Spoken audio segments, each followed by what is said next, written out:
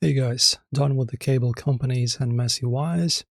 Verizon 5G Home Internet is the ultimate plug-and-play.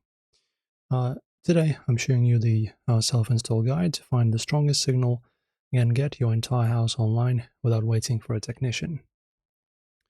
So location is everything. Open the My Verizon app and use the 5G Compass tool.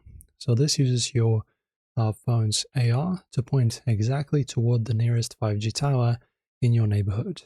You want to place your gateway on an elevated surface, ideally right next to a window facing that tower. Avoiding signal killers like microwaves, thick brick walls, and metal cabinets is also the secret to hitting those gigabit speeds. Then just plug your gateway into a power outlet. You'll see a blinking white light. This means it's booting up and downloading the latest firmware. Do not unplug it. This process can take up to 5 minutes. Once the light turns solid white, you're officially connected to the 5G network. If you see a solid red light, it means your signal is too weak. Grab that 5G compass again and try a different window.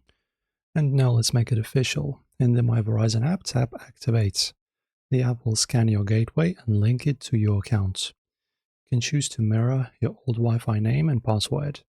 This is a huge time saver because all your smart home devices, TVs and laptops will reconnect to the new Verizon signal automatically without you having to retype a single password.